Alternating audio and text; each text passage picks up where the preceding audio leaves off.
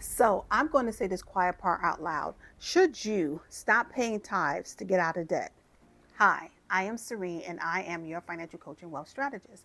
What I do is I help women in their 40s and 50s achieve true financial freedom, peace, and wholeness within their spirit, soul, and money so they can start walking in a financial plan that God has already for their life. My question is, should you stop paying tithes to get out of debt? And the answer is yes, you should. Hear me what I say. When we sign up for credit cards, auto loans, student, whatever it is, right?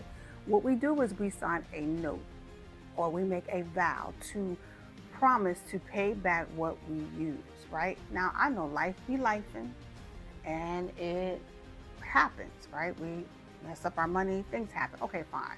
But we still made an obligation to pay this debt down, like my mic.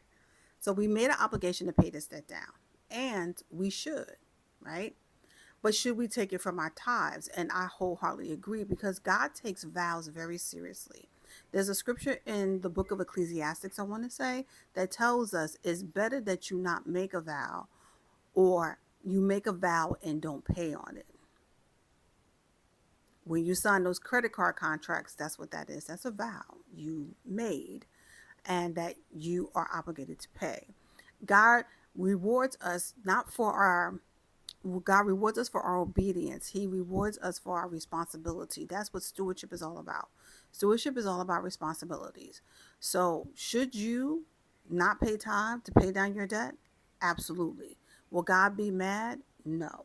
Because he requires us to be responsible for the things that he's given us. The money that he's put into your hands, he wants you to be a steward and be responsible of it, of it and with it. But here's a better thing to do. I would take my tithe. I'm pretty sure your church is going to be good without it. However, I would take my tithe. I will split it in three. I would give to the poor. That would be number one. I would pay some of that tithe and put it on my debt. That's number two. And if you decide you want to give your church a little something, something, by all means do it.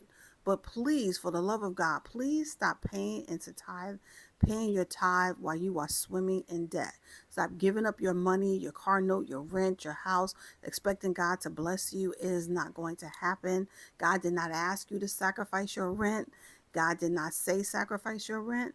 So why would you sacrifice your rent for tithing? Because you got caught up in an itch about, oh, God is, the whole idea that if you give God $5, he's going to give you 5,000. I mean, I know I got caught up in that, but that's a whole nother conversation. That's called the spirit of mammon, and we chasing money. God does not work like that. God works through laws and principles.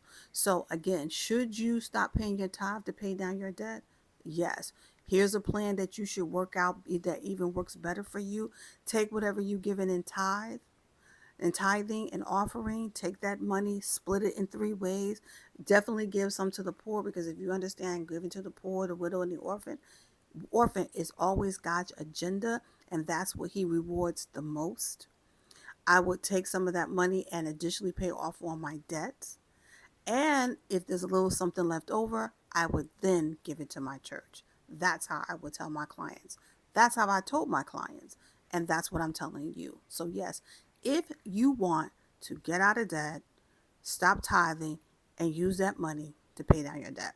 So, if you have any questions about that, please, see me in my DMs. And don't feel bad. Don't feel guilty, because at the end of the day, you are going to have to stand before God and give an account of how you handled the money he's given you. Remember the servants and the talents in Luke 19? That's going to be us. So that's all I got. I love you to life. Talk with you soon. Bye.